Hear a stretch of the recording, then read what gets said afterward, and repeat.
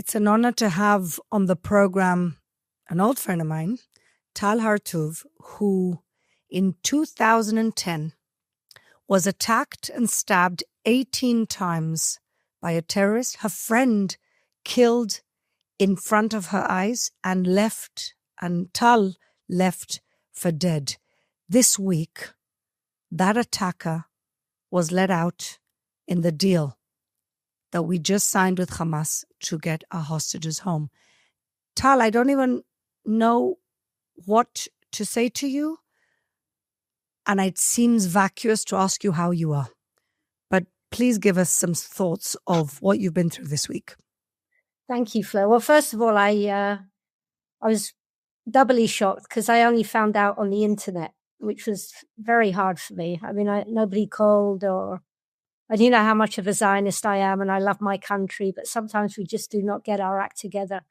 And that was really enraging and shocking. And then I, of course, had to wonder if Christine's parents knew anything, and the Americans never told her anything. So I think there was an administration real big failure here. So nobody called you and said, the guy that almost killed you and killed your friend in front of your eyes is getting out with this deal? Nobody? No, in fact, there was a journalist who I became friends with. She covered my story after the attack, Melanie Littman, and she sent me, she was actually trying to keep me up to date. And she sent me the list of the prisoners, terrorists, and she couldn't look through it. So she didn't have time. So I'm scrolling through. There's all these Arabic names, it's in Hebrew. And it's like my heart's thumping. And then I see he's on the list. So what does that make me feel like? Yeah, that was awful, because then, of course, I'm having to deal with Christine's parents, and I didn't feel that was my place to do that at all. I mean, I have enough survivor's guilt as it is without having to step into the role of being the authority here. And then on a more, like a bigger level, when the hostages come out, I mean, I bet you were crying, right, Fleur? I was crying. I was so happy to see them home, really. And it's not I think as Jewish people, we're very, we can contain tension, all right? It's not this, I feel happy, so I'm not going to feel raging. Yeah, we can do both. We can hold both, yeah. But it's like, this is a very critical time for our society, because those terrorists will murder again, because they said they will. So we have to hold those two diametrically opposed situations in context, right? That we're happy the hostage is out and we're enraged the terrorists get let out. And what will happen if we're not careful, the moment there's a murder, it stands to split us. So it's very important that we walk with this tension, that there's a time to be joyful and a time to weep, and that time is now, and it will be tomorrow, and it will be for the next few years. And I tell you something, Fleur, also, look, you're a journalist, you're a TV personality. And I've asked myself, like, how the heck have we got into a situation where actually the Prime Minister gave 2 goals for the war, right? Bring the hostages back and defeat Hamas. Now, he certainly achieved 1 goal. I think that we've got the hostages. Well, actually, we're still waiting to get the dead bodies back. Yes. Definitely very, very close. Have we won the war? I think that depends on how the rest of the terrorists are going to behave, right? But if you remember, this is why these people are left out. If we've had such great military victories, which we have, and thank God for our amazing soldiers, but how did we get into this situation? And I blame, amongst other things, I'm not going to blame my own government. I blame 2 things, the foreign politicians, and I blame the foreign media. And if you remember on October the 7th, do you remember that amazing show of solidarity with the flags? And you know what? That same day, they were having these thugs and these savages and the depraved marching through streets. And I said on an interview then, I think it was German TV, I said, if that's not curtailed, it's going to get out of hand, right? And then what you have over the months is actually a moral corrosion. You have a moral abandonment or ambiguity policies towards Israel. I mean, you're very familiar with this, but my goodness, we had a massacre. And do you remember the siach, the dialogue in Hebrew, right? this is why you're in the media. But I remember like 2 days after the massacre, Hebrew journalists were saying, "Tov, yesh lanu chalon shel hizdamnut." We have a window of opportunity. And if you really think about that, how outrageous is that? I mean, with all due respect to the Ukraine, they've never had just a window. The door is wide open. But we as Jews know there's only a window. And what were we fearful of? We were fearful that if we do anything, if we actually say that it's not just Hamas, it's also these so-called innocent civilians who are seen on all the GoPro footage, we were fearful to tell the truth, who the enemy was. And we were fearful because of the response from the Western governments and the Western media. And so I see that the Western media with their, like the BBC, the left wing, we should start saying the far left BBC and the far left Sky News and the far left CNN, who have been mouthpieces for terrorists, right? They have introduced into the public dialogue doubt by platforming anti-Semites, by buying immediately, right? I mean, it's incredible when civilians were killed, and civilians are killed in the war, and just because they're civilians, it doesn't mean to say they're not terrorists, but when civilians are killed, we should have said, that's not genocide then, that's not genocide. And we didn't have that moral distinction to even hold on to our own Bible, where it says, Lo tirtzach. It says, thou shalt not murder. It never says, thou shalt not kill. And we did ourselves a huge disfavor, all right? And then coupled with, especially the British government, because I also have UK citizenship, but this weak and morally abhorrent British government, who on the one hand, they say Israel has every right to defend itself. And on the other hand, there's going to be an arms embargo. There's Free Palestine. We're going to appoint jihadists to positions of power. And I mean, I'm so glad as a Brit, I'm so glad that, like in the ceremony, where was it in Egypt? I'm so glad that President Trump snubbed Keir Starmer. And these people who could not stand up and defend Israel morally, they're going to pay the price for what we had on our door on October the 7th. Well, I mean, I completely agree on what you're saying, Tal, is essentially that the world is confused about who the bad guys are here. And who more than you knows so clearly when you face death who those bad guys were. So what is the solution? I mean, I've been saying on my show for a long time, we should bring back death penalty, because anybody who's murdered multiple people should not have the privilege for anything other than the death penalty. I know that people think that's extreme. I don't think it's extreme, because the minute you have the death penalty, then you don't have a situation like this week. Your attacker, your attempted murder and the murderer of your friend is out. Do you? Right. Yeah. Yeah, go on. No, it's very true. And like we must lean on Jewish wisdom, right? That very famous saying, he who is cruel to the kind shall be kind to the cruel. Exactly. Like, we've been friends a long time. And you know that I have not poured out my outrage on Arabs and Muslims, right? I've befriended. On the contrary. You've been doing bridge building work for years. Right. So, and what's enabled me to do that? I've maintained my right to hate. I hate the people who did this to me. I hate them. And hate is a moral virtue when it comes to murder. We should hate evil. And what we do when we don't exercise the death penalty for terrorism is that we are being cruel to the kind. Yeah. And it's going to happen. We're being again. kind to the cruel.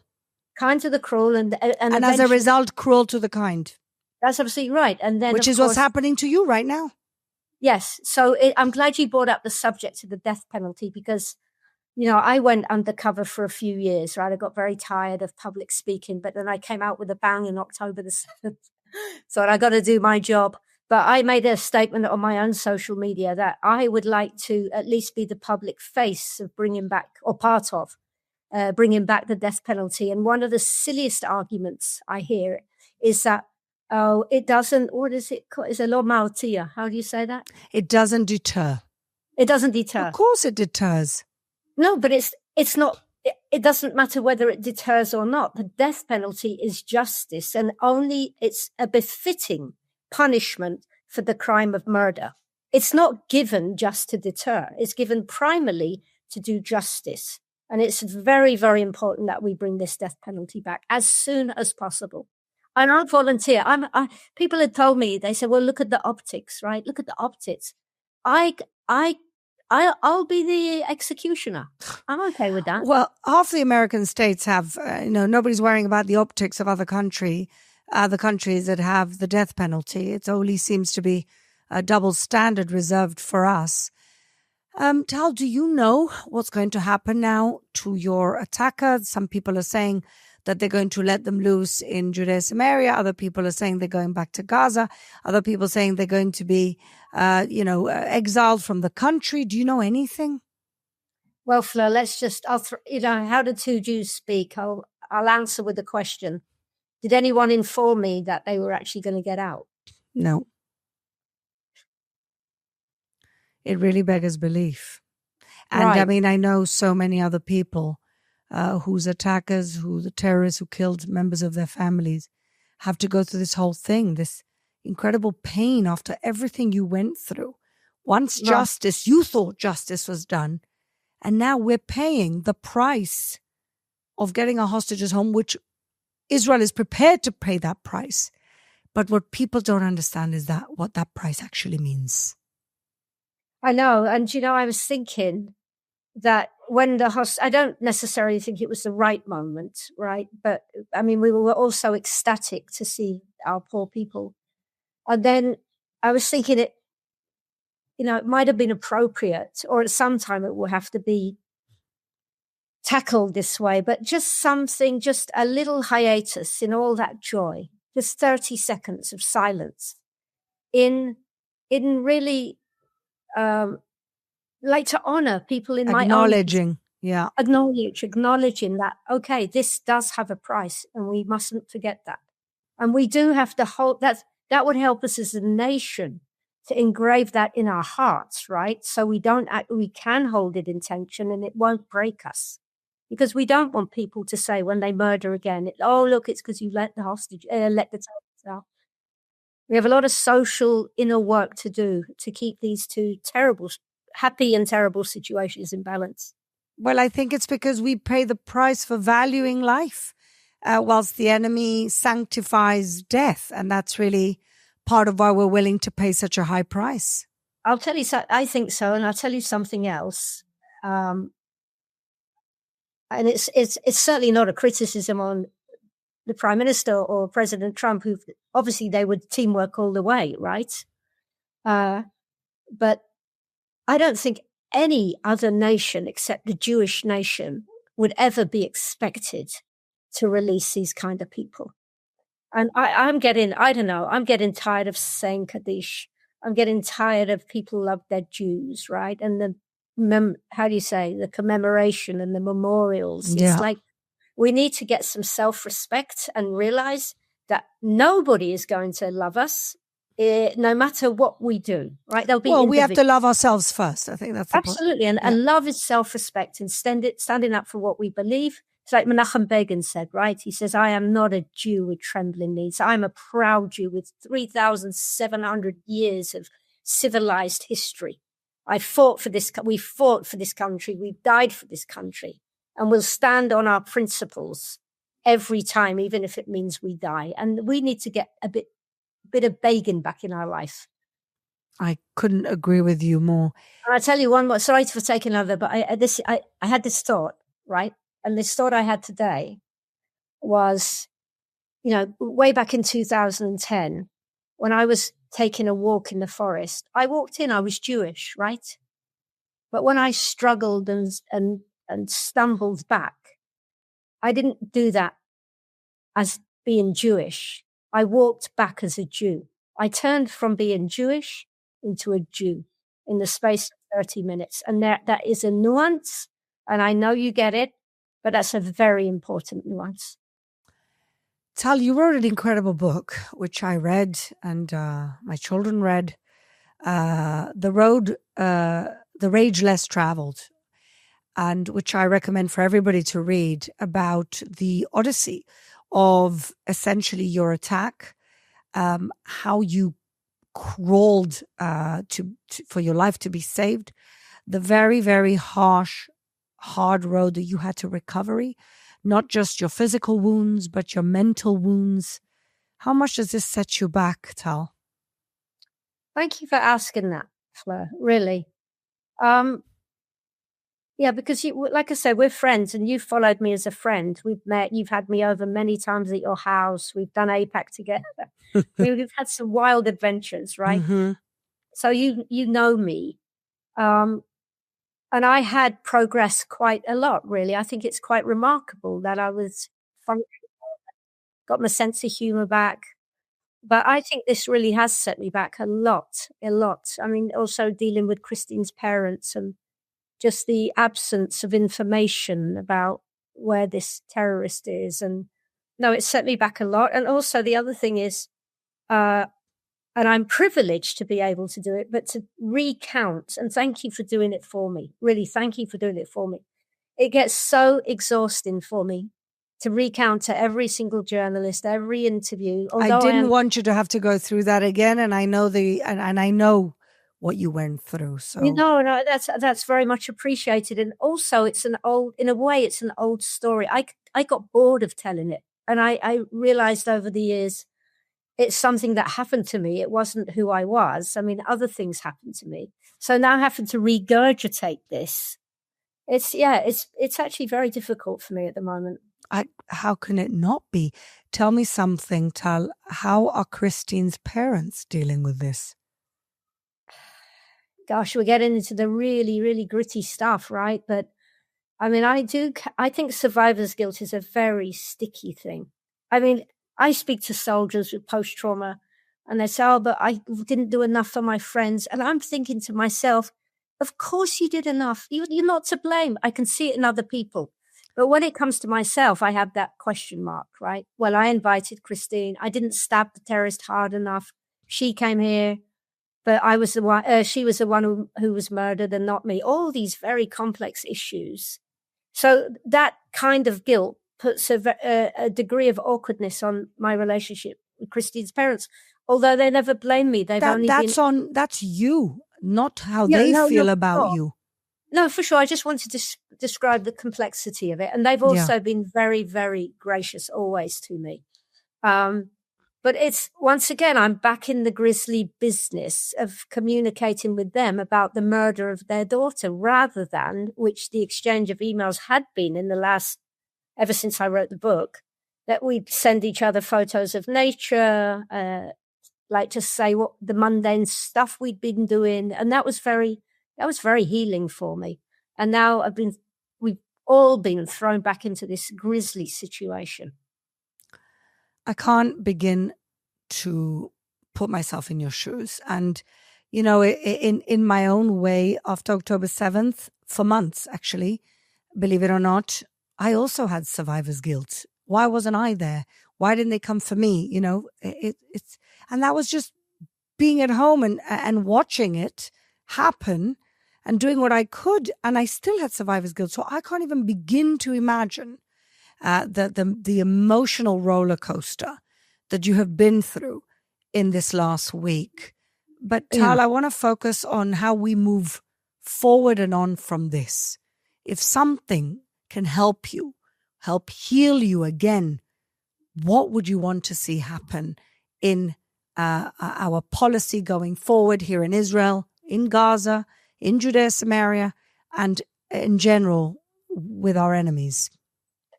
Well, first of all, I'm sure people tune into your show, and you know me, I'd never bash Israel. I mean, it's an irritating place. And absolutely, I'm the same as you.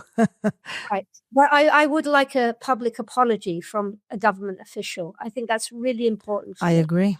And so anything you can do, Fleur, you're very well influential. So there's that. And I see my job in all of this is to just keep expressing this tension that we need to hold about being joyful, but we must remember that people have paid a price. and for me, rather than focus just on my pain, I need to keep reminding myself what our darling hostages and our soldiers have gone through, right? I need to extend my tense of mercy, the compassion. And I think we need compassion is a practice, right? We need to cultivate it. And then we don't become so focused on ourselves. So I'm a bird watcher and a pianist, but I don't have those channels to do that. But I just want to be kind to other people. And I think we can do it as a nation. And I'm telling you, I don't know politically, but I do know something that until now, right? I'll tell you how else we lost the Asbara war. We were focusing on whether, look, we developed the cherry tomato, right? Oh, look, we have all this technology and it's amazing, but my question is like, so what? You know what our export will be? The greatest export that Israel has ever had will be our post-traumatic growth. They will see us as individuals and a nation. Yes, we will dance again. We're dancing again. We will rise again.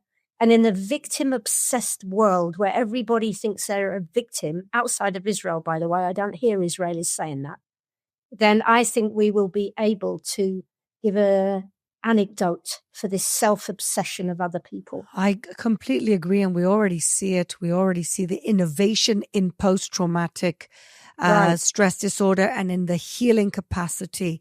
We're doing it. We're essentially inventing a new healing method. Just even how we receive our hostages home has become a new type of emergency medical services. It's really incredible.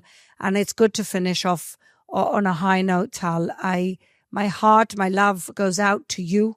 And I do believe that you have the right to that apology, and that the world has to apologize to you and to all of those people who survived the worst terror attacks and who are now, you are now paying the price for the compromises that we have to do always as a state of Israel for peace and for getting our people back. So thank you for that sacrifice, Tal, and we pray for better days. Thank you, Fleur. Take care. Take care.